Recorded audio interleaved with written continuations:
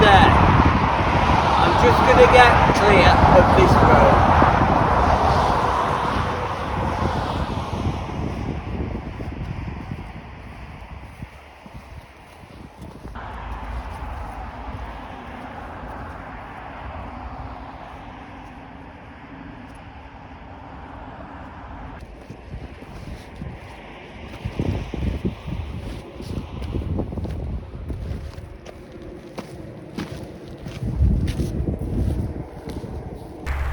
Welcome back and welcome to this video. Now I'm on my way up to Houndkirk. I hadn't actually planned to camp up here. My plan was to camp on Big Moor near Ullabar. So I went up there yesterday in the rain to drop some water off. I got to the camp spot I used in summer, and yeah, all the vegetation had gone. The bracken, the ferns had all died down, and it did feel a bit open. And from where I was stood, I could see straight across to, I think they call it Barbrook Cottage, and I think that's Eastern Moors. Whether it's the headquarters or where the wardens meet, I don't know. But I thought, if I can see them, they can see me. And we are supposed to be discreet. I don't want to bring attention to myself, so I thought, nah, I can't really camp here, too risky. I'll look round for another pitch, but it was all waterlogged, hour wet, and I thought, forget it, change of plan, we'll head up to Houndkirk, a familiar pitch. So that's why I'm on the way up here. Now, from the title, you'll see it's called Nostalgic Camp. It's not the fact that I haven't camped here for a couple of years. I'm going back to the 1970s.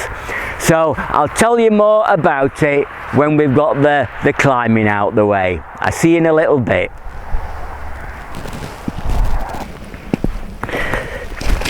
Ugh, very wet.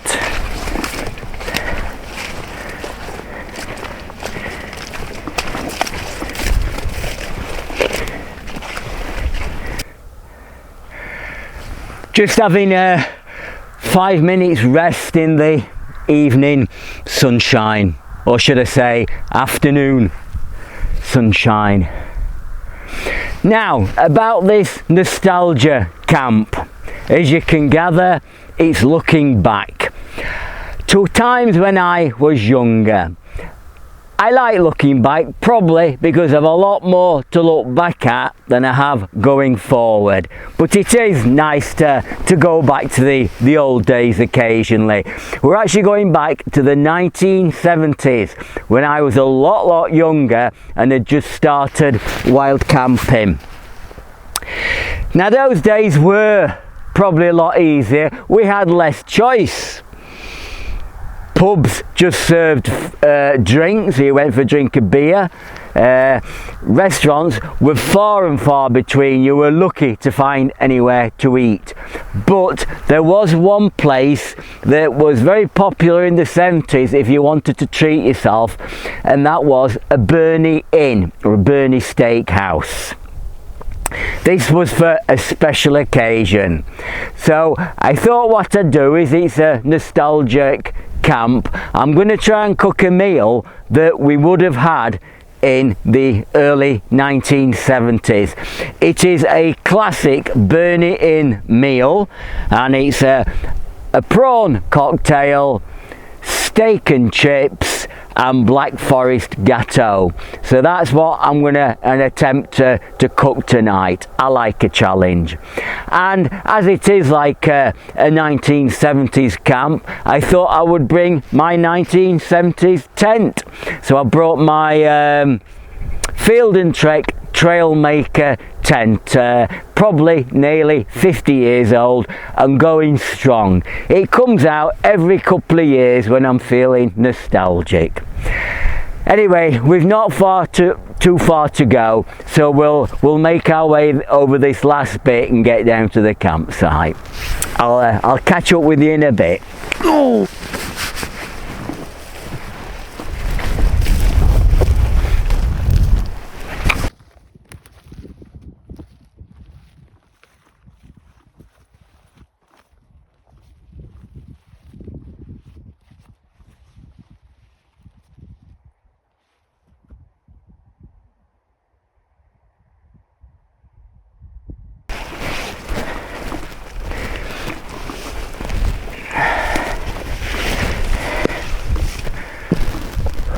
So this is my pitch for tonight.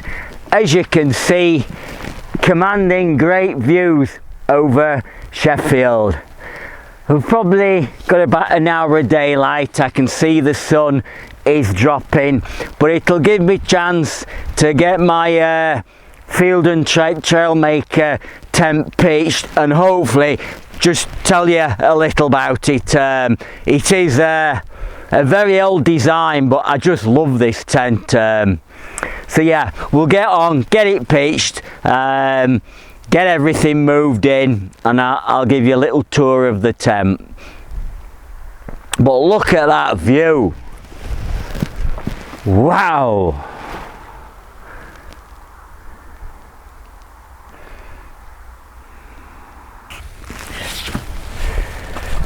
So just got it up before the light goes. So this is my Field and Trek Trailmaker tent. I reckon around mid-70s, around 1975-ish, it was my first proper backpacking tent.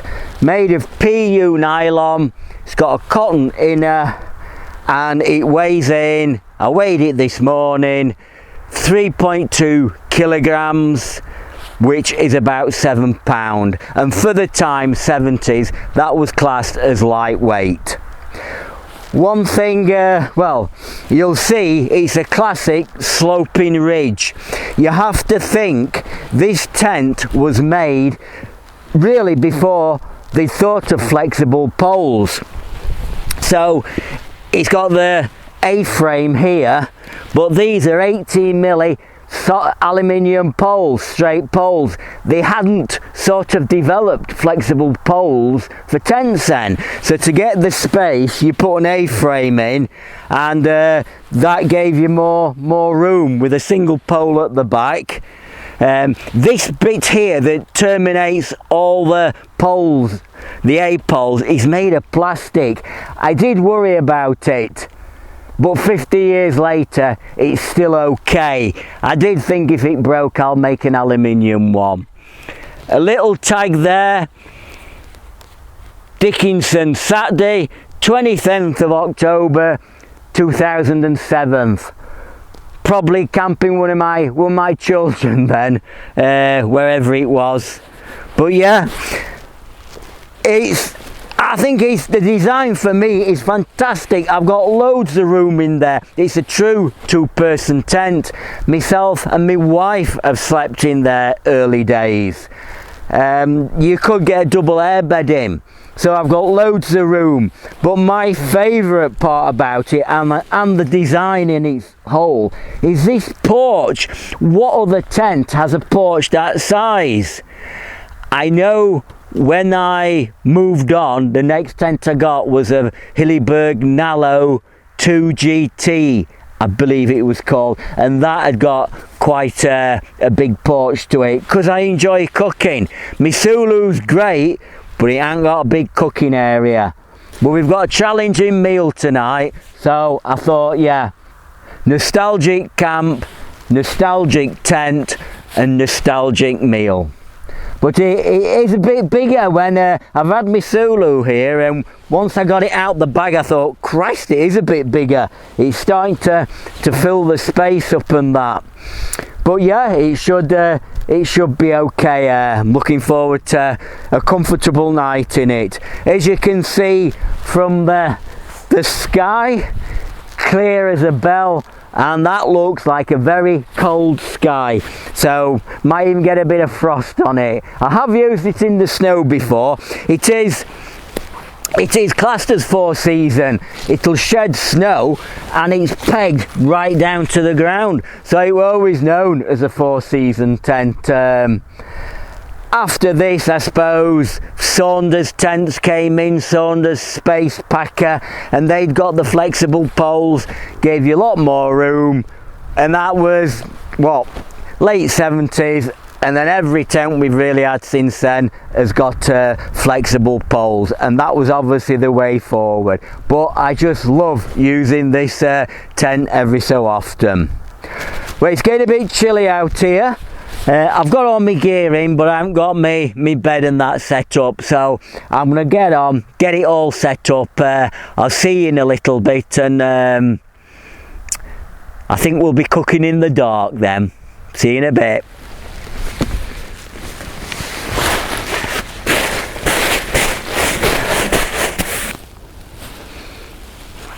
I was just going to make a drink, and just down the other side I've just seen what looked like a red deer, a big stag just walked by. So I'm going to forget my drink, head down there, see if I can get a picture of it or something like that.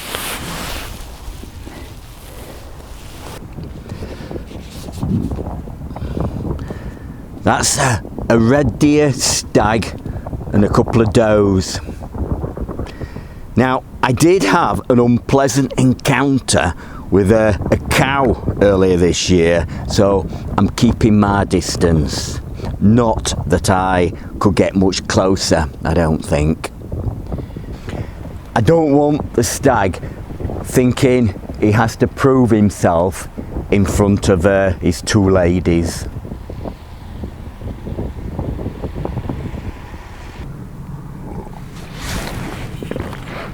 Well, that was a surprise. I don't think I've ever been as close as that to a wild deer before. So that was a red deer stag and two ladies, two does, I suppose. Yeah, they just walked past down here. I could hardly see them, and I kind of got behind them, and they saw me or smelt me, and they just stood and watched. So I'd got my camera with me, and I thought, gotta record this, and yeah, I'm glad I did. Didn't get too close, like I say, bit wary. But it is getting cool now. I'm glad I've got a warm drink, and I reckon in 5 minutes I'll be getting inside the tent and hopefully be a bit warmer in there. Get on with this Burnie Inn special meal we're having tonight. Looking forward to that. A meal of the 1970s. Another few minutes here. Looking over all the city of Sheffield. I can see all the lights of the cars in the rush hour traffic coming home, and I'm sat up here. Fantastic.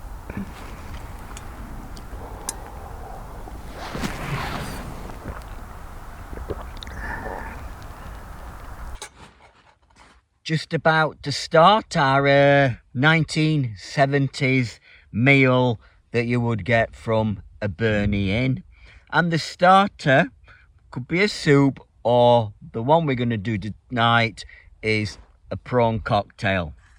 Now, it's not too difficult, this. Just so you've got like your salad that goes in, and then in here I've got prawns and a rosemary sauce. A lot of people, oh, it's in 2 bags. I was bothered it would leak out. I'm gonna cut that. So a lot of people would probably make their own sauce.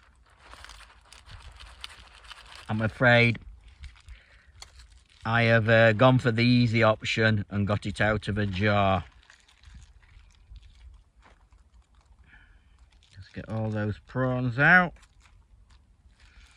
Sort that out in a bit. I didn't expect it. I had put it in 2 bags. And that is it. It is as simple as that. And that would be your classic prawn cocktail from the early 70s. Still going today, strong, still popular. Got a very springy floor with all the heather underneath it. Now, you might be asking, am I having any wine with this meal? Of course, but not in too bigger volume.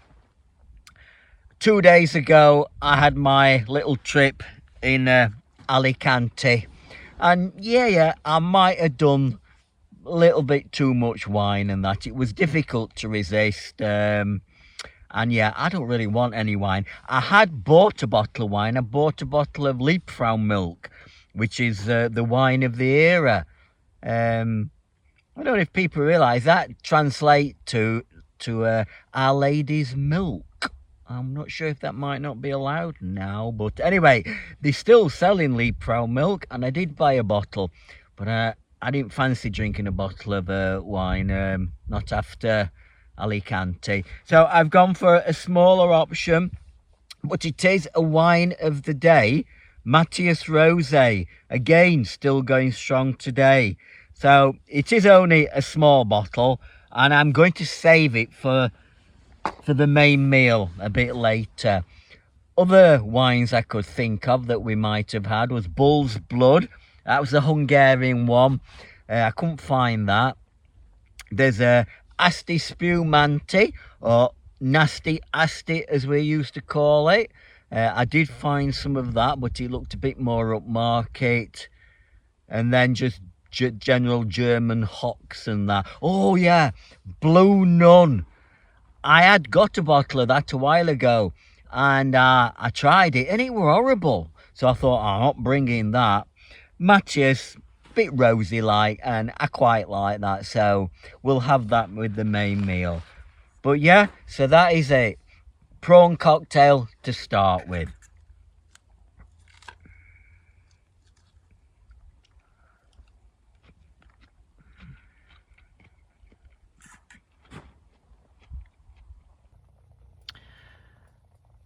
Very nice was that prawn cocktail, and I've just made a start with the main course, which is going to be sirloin steak, chipped potatoes, half a tomato and buttered mushrooms. So these are the slices of potato. I'm just going to parboil those, and then they'll be fried, and they'll be the chips. Drop the steak in, tomato and mushrooms, and that's it. That's your 70s classic main meal. I've got the tent door open. You can see it over there. It'll obviously safer with the stove on, but it also will get rid of the steam, so I don't condense all on the inside of the tent. So that's the sirloin steak and the chips cooking together nicely.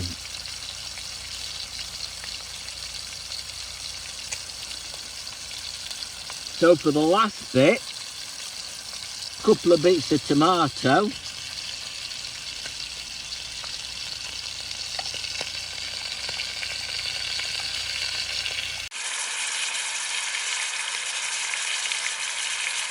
And finally, the button mushrooms and tomatoes.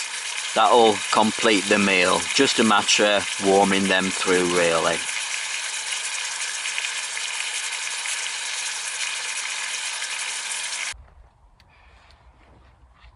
And there we have it. Your classic 1970s steak, chips, tomato, button mushroom. Quite looking forward to this. Nice bit of sirloin steak.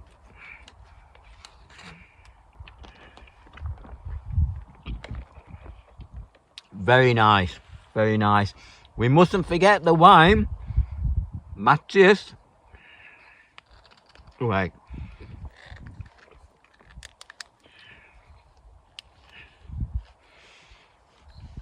That took a bit of getting into.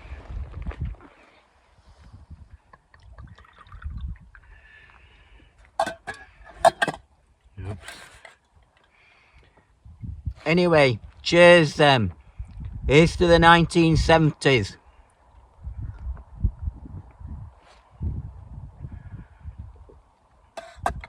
Very nice as well. Nicely chilled. Was that easy? Easy to cook, not easy to film. But yeah, very easy to cook. I'll see you in a little bit. We've still got the Black Forest Gâteau to have.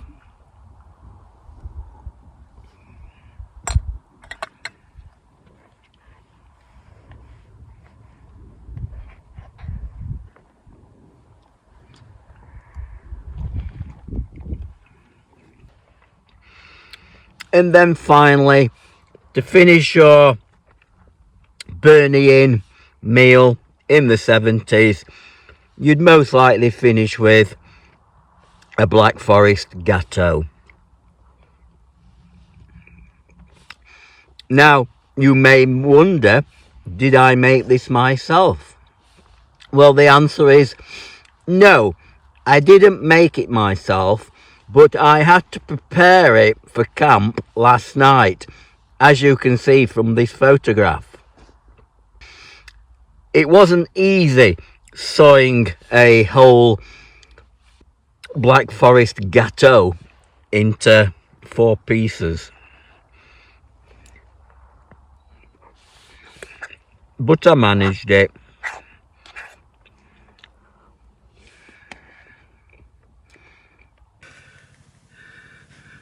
Just had a look outside, see if it was worth taking any photographs or bit of video, but no, there's like a mist come fog starting to form. I thought it might have been clear, but not tonight. So it was quite cold outside, so that's why I've got my hat on, that's why I've come back in. It's soon warm up in here. But yeah, that meal was very nice. It was very enjoyable. Sort of took me back to the 70s. It's a sort of meal it would have been a special treat. They were not the places to go out and eat like they are today. You had the Burnley Steakhouse. I think that was Orchard Street, Square, near the Stonehouse in Sheffield. The one up at Meadowhead, that was a Burnley, and then you had the Coach House places on the Wicker, I think. So they basically did a similar menu, a starter, a steak and a sweet, very similar to what we had tonight. But most pubs didn't serve food. In those days they were for drinking beer, and that's what it was for, like. But yeah, it was nice to go back with such a big choice now, like a vast choice of places to eat and that. Anyway, so no photographs, no filming, and I've finished my dinner. So the only thing left to do is try a couple of whiskies of the era, which I have got somewhere. So I'll just sort these out and I'll come back to you in a second. Got to find me glass, and I'll show you what was available in the 70s. Right, I've found the whiskey and I've found the glass, but I have a slight problem. The lighting I use for filming in here is a Lume Cube, and it just went out. So I can connect it to my power bank. No, I can't. I haven't got the lead. It's a C lead, isn't it? Yeah, I haven't got one. Not brought it. So I've had to revert back to my old method of strapping my headlamp to a tripod and shining it in my eyes. So this whiskey tasting isn't going to take long. We're going to have to do it quick in case my headlamp goes flat. But yeah, in the 70s we drank mostly beer, and you went to a pub, it were Tetley's, it were Ward's, it was Stones, trying to think of others, Bass, Robinson's. They were like, all pubs sold that type of beer, so if you went in a Tetley pub you had Tetley beer.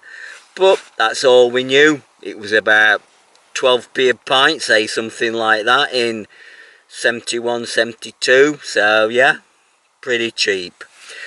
Occasionally you might have a whiskey or something like that in a nightclub.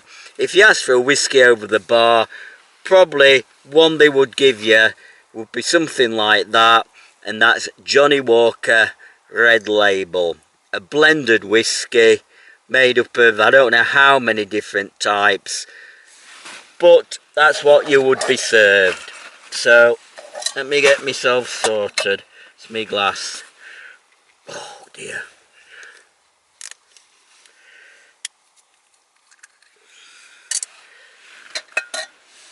So here we are, Johnnie Walker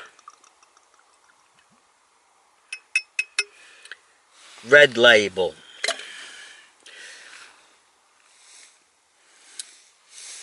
A pale colour.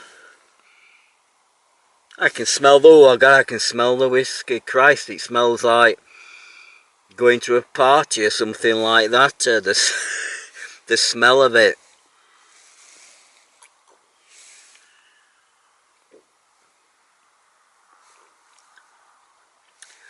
At taste, I sort of remember.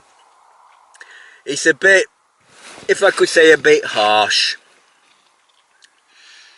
But it's what you'd be served be a whiskey, and you probably just knock it straight back.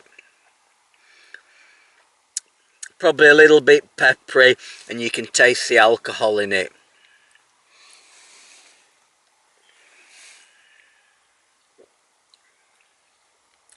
But yeah, that's probably one of the first whiskies I would have had.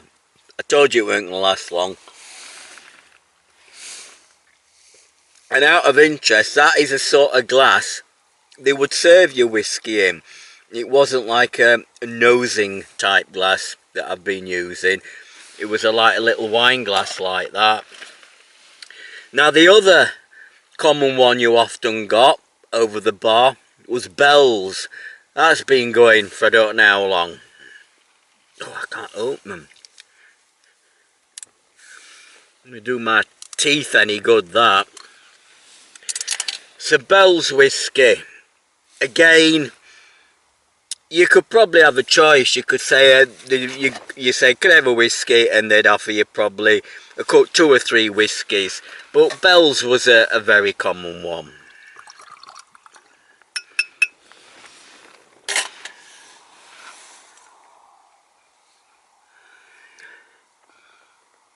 I can't actually smell anything. Oh yes, I can. A bit sweeter.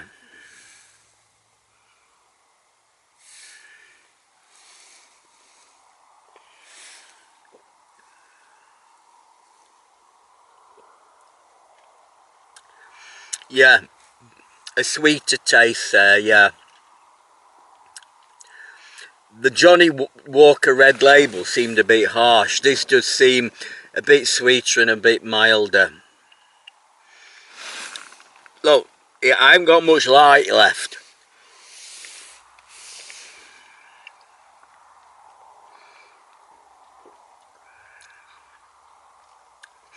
But on both of them, there's not much of a finish. You've got the whiskey taste, but it's then gone. There isn't a lot of finish to it. But they would be your basic whiskies that you would buy over the bar.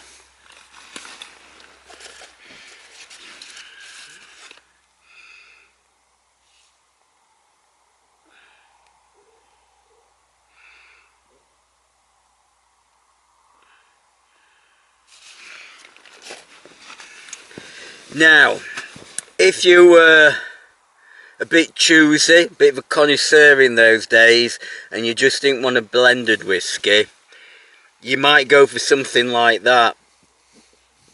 That's Glenfiddich 12-year-old, which we have tried on one of my camps before. And appropriately, Glenfiddich, oh God, what is it? Valley of the Deer. Valley of the Deer. That is what that is Gaelic for. But yeah, Glenfiddich is it's a malt whiskey. This is going to be a lot nicer. I know I should have cleaned this glass out with water, but I'm afraid it's time is the essence.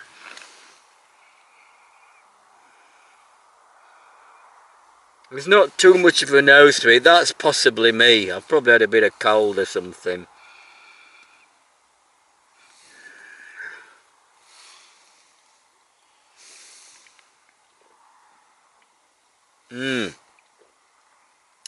Straight away it's a smoother taste. Very quite a sweet, vanilla-y, sort of mild taste, but very drinkable. Very drinkable, yeah. But those little bottles there, I think the Bell's and the Johnnie Walker Red Label were probably about £2.50, £3. This little bottle here was £6.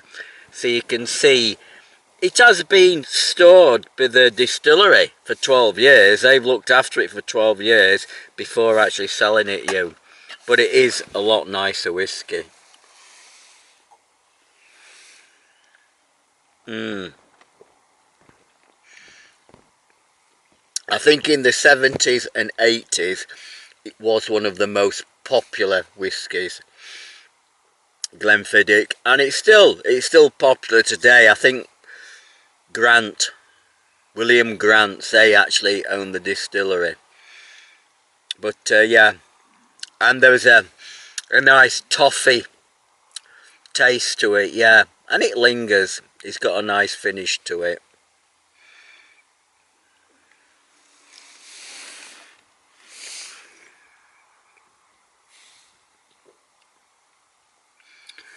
Well, that must be the quickest whiskey tasting we've done, but I'm bothered that my light could go at any minute.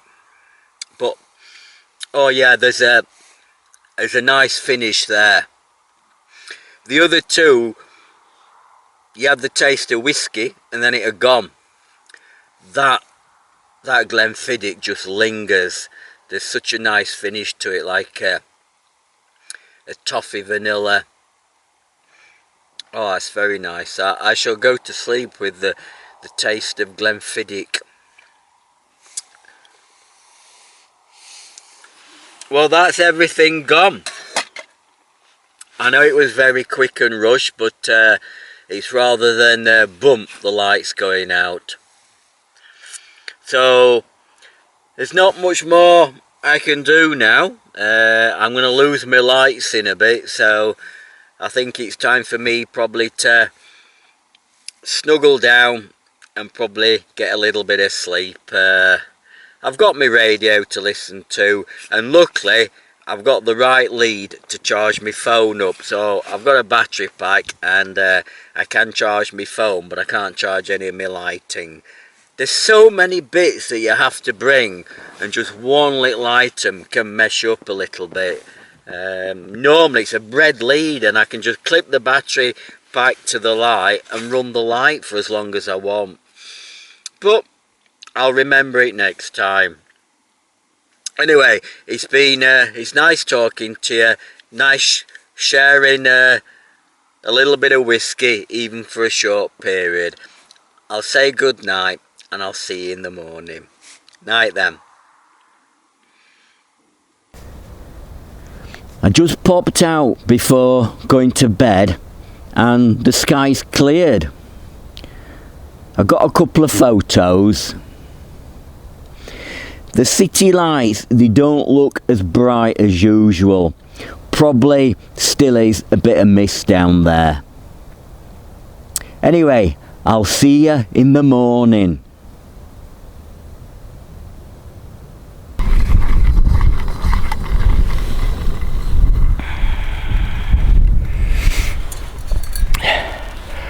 Morning there. Bit of a misty one this morning. The sun's sort of just come through, so hopefully it'll burn it off. See what it does. Just got coffee, porridge on the go. I thought to do it outside. You've got this fantastic natural stone table here, might as well make use of it.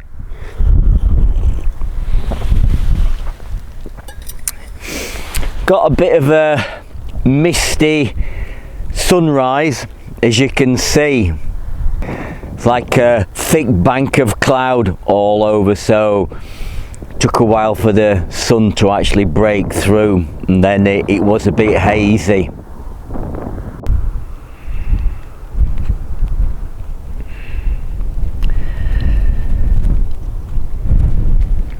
Even got a bit of cloud inversion just as the sun's come up, just burning it off.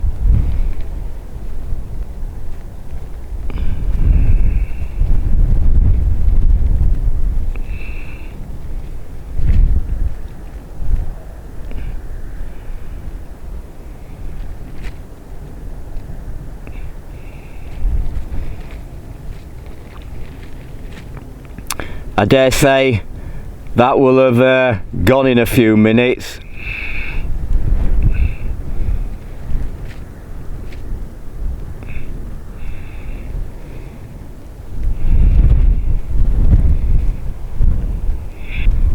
Soon disappears. You've got to be sort of quick to catch it.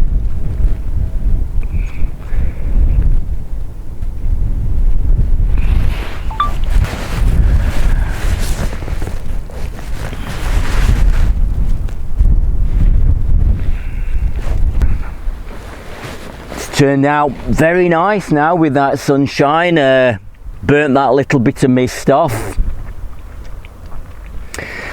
The tent was fine. It made such a change to have plenty of room.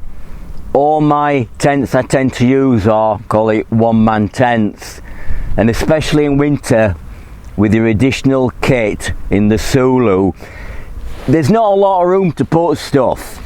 Where in here, two-person tent, you can put your rucksack at the side, you can have all your gear laid out. I found it a lot easier. Worrying really, it got me thinking about tents, which I didn't think I would be doing. But yeah, I can feel myself going back and having a look. But we'll see. But a bigger tent now. We'll have a look. Be interested to know what's on the market. They are changing and there's new ones coming on all the time. But yeah, nice to have that sunshine on me. So I've just got some porridge in here. It's a little bit hot. I'm gonna eat that in a little bit. I did get quite a lot of condensation in the tent, but it's an old tent and there isn't much ventilation. I unzipped the doors a bit, but yeah, the ground is soaking wet, so it just comes up, and it was mainly just the fly sheet that had got condensation. The inner itself wasn't too bad. Well, it was good of you to join me on my little nostalgic trip back to the 1970s. Very simple times, very straightforward, basically because there wasn't a great choice. But we had some memorable times and some great nights out. So I think I will finish the video here rather than pack it up. I might leave the tent a little bit, and sun might even dry it out a bit. But what I want to mention, in about a couple of weeks time, I'm having a bit of a review in the Shed Pub. We'll sort of look back at this last year, 2024, the camps we've done and the videos I've made, but some thoughts on next year. And because it's in the pub shed, we will be sharing a few pints as well. So again, thank you so much for joining me on this camp, and I'll see you in a couple of weeks. Bye then.